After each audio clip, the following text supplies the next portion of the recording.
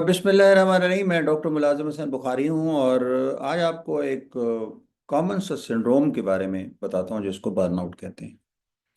ये किसी को भी हो सकता है और किसी वक्त भी हो सकता है और इसको बचना बहुत आसान है।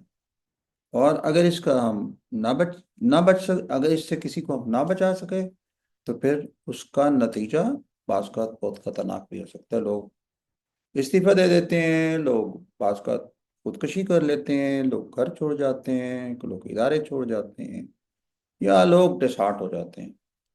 तो आज मुझे एक अच्छे इदारे में जाने का मौका मिला तो मैंने देखा कि वहाँ पे लोग इस तरह के सिम्टम्स का शिकार हैं। तो मैंने सोचा कि इसको आप लोगों से बचाया जाए, बताया जाए आप लोगों को बर्नआउट क्या है, इससे कैसे बचा सकता जा सकता है। बीबीसी में छोटी सी क्लिप भी है जिसने इसके ऊपर बड़ा मुख्तसर सा बताया है, आप वो भी ज़रूर देखें। मैं आपको आज अपनी एक छोटी सी प्रेजेंटेशन देख बताऊंगा कि जिसके अंदर आज इन सारी चीज़ों को हम बयान करेंगे कि बर्नआउट क्या है। बर्नआउट जैसे मैंने कहा किसी को भी हो सकता है और burnout is a state of emotional, physical and mental exhaustion. थकावट, जहनी, जिस्मानी या आपके जज्बात थक जाते हैं काज बाई प्रोलॉन्ग और रिपीटेड स्ट्रेस। बात स्ट्रेस की है। It typically arises when the demands placed on the individual exceeds। Demand बढ़ जाए, देयर रिसोर्सेज के ज्यादा, डिमांड ज्यादा हो जाए, आगे वाले डिमांड ज्यादा करें और रिसोर्सेज इतने नहीं है, आपकी कैपेबिलिटी से ज्यादा मांगना लोग शुरू करें या आपकी एबिलिटी उतनी नहीं है जितने वो मांग सकते हैं। आप हर वक्त आपके मेंटली आपको मसरूफ रखें, बहुत सारी वजूहत हैं। आपको न्यूजीलैंड की इस वजीर आजम की बात सुने कि इसने इस्तीफा क्यों दिया। Has taken its toll. I consider this job a privilege, but I am also human, and so my reflection has been an entirely personal one. And I will add that I had the support of my family to continue देखिए, what this job takes, and I know that I no longer have enough in the tank to do it justice. It's that simple. World Health Organization के मुताबिक burnout एक ऐसा syndrome Has taken what this job. देखिए, burnout की वजह सबसे ज्यादा जैसे हमने बताया एक्सेसिव एंड प्रोलॉन्ग स्ट्रेस। अब डब्ल्यूएचओ ने भी इसको माना है कि ये इस तरह का सिंड्रोम किसी को भी हो सकता है। इसके बाद ये है कि प्रोलॉन्ग, आप देखें कि अनमैनेजेबल डिमांड्स के demands, when the demands on the someone time, energy and resources are too high and they lack the ability or resources to meet these demands, burnout can occur। इसके बाद है कि lack of control है, lack of, फिर autonomy नहीं होती। आपको काम तो कर रहे होते हैं आप, लेकिन आपके पास ऑटोनॉमी का ना होना वो भी एक बहुत बड़ा फैक्टर है उसके अंदर। पुअर वर्क लाइफ बैलेंस, आप अपने लाइफ को when the work demands consume too much time and energy, living little room for personal life, relationship, self care and burn out more easily. इसके बाद ये है कि आप negative interpersonal interaction, conflict, lack of support or toxic work environment can exacerbate stress and contribute to burnout।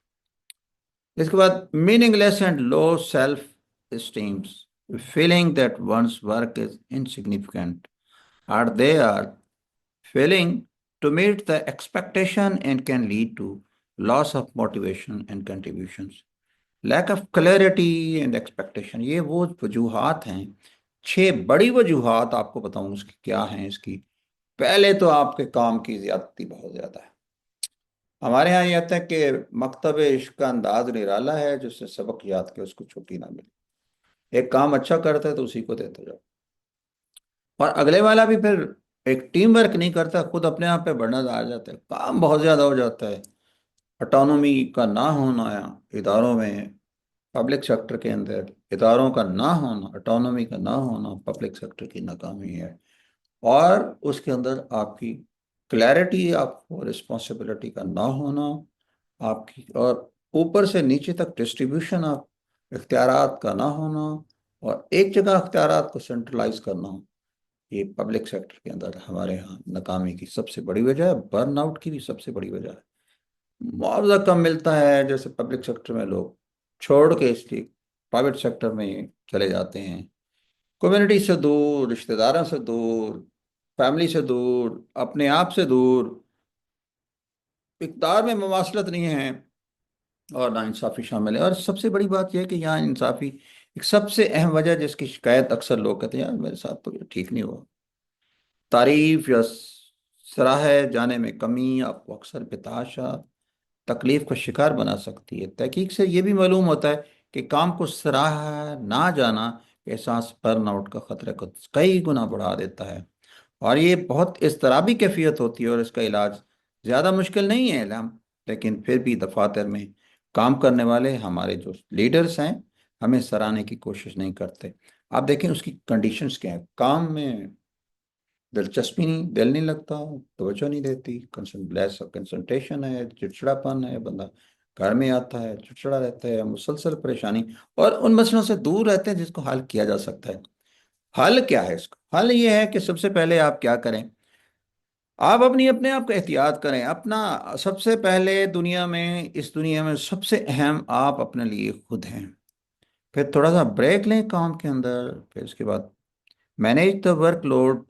इसके बाद आप identify sources of the stress, क्या क्या सोर्सेज स्ट्रेस हैं। स्टे ऑर्गेनाइज, ये अपने आप को ऑर्गेनाइज करना बहुत अहम होता है। पर इसके बाद आप क्या क्या कहते हैं, प्रैक्टिस टाइम मैनेजमेंट बड़ा अच्छा होता है, लिखें या वो करें आपकी बात। इसके बाद ये कि माइंडफुलनेस, इत्मीनान से काम करें, अपने मुख्तलिफ हॉबीज दूसरी चेंज करें, अपनाएं, अपने अपनी सेट योर बाउंड्रीज। एक्सरसाइज बहुत अहम होती है। और इसके बाद कंटेक्ट होता है, ख़ास तौर पे दोस्त, बचपन के दोस्त, फैमिली, औलाद, माँ बाप। अगर आपके माँ बाप इस दुनिया में नहीं हैं तो आप उनकी कब्रों पे जाएं और उनसे गपशप करें, बातें करें, आपकी बातें सुनेंगे आपको। इसके बाद ये है कि आप अगर नहीं होती तो अपने दोस्तों से आप हेल्प लें। देखिए मैं आपको बताऊं कि यहाँ पे एक घर के अंदर भी इस तरह के बहुत सारे हालात होते हैं कि बीवी को बहुत ज्यादा काम दिया जाता है, बीवी काम नहीं कर सकती, थक जाती है, उसको एक्नॉलेज नहीं किया जाता। खामद आता है सारा दिन थका मांदा, बीवी आते ही कि तुम तो करके क्या लाए। ये सारी चीजें आपको बर्नआउट की तरफ ले जाती है। बच्चा एफएससी कर रहा है या कोई काम कर रहा है तो उसको कामयाबी नहीं होती, आप कहते हैं यार ये तुम तो नाकाम हो गए हो, बर्नआउट हो जाता है। इस तरह और जिंदगी में बहुत सारी चीजें होती हैं जो इंसान को बर्नआउट की तरफ ले जाती हैं। तो आप इसका सबसे अल हल ये है कि आप सुकून रहें, अपने टाइम को डिस्ट्रीब्यूट करें, अपने दोस्तों से मिलें। और सबसे, जैसे मैंने कहा कि अगर आपके माँ बाप मौजूद हैं तो उनसे मिलें। और अगर माँ बाप इस दुनिया से रुखसत हो गए हैं तो फिर आप क्या करें, उनकी कब्र पे जाएं, दुआ मांगें। और इसके बाद आप क्या करें, आप अपने रब से रुजू करें। अम्मा युजीबुल मुज़्तरा इज़ा दआ व यक्शिफुस सू। आपके अपने रब से कुर्बत आपको बर्नआउट से बचा सकती है। आप सेहतमंद रहें, आप सेहतमंद रहें होंगे तो मुआशरा सेहतमंद है। अगर मुआशरा सेहतमंद होगा तो आपका मुल्क तरक्की करेगा। जज़ाकल्लाह।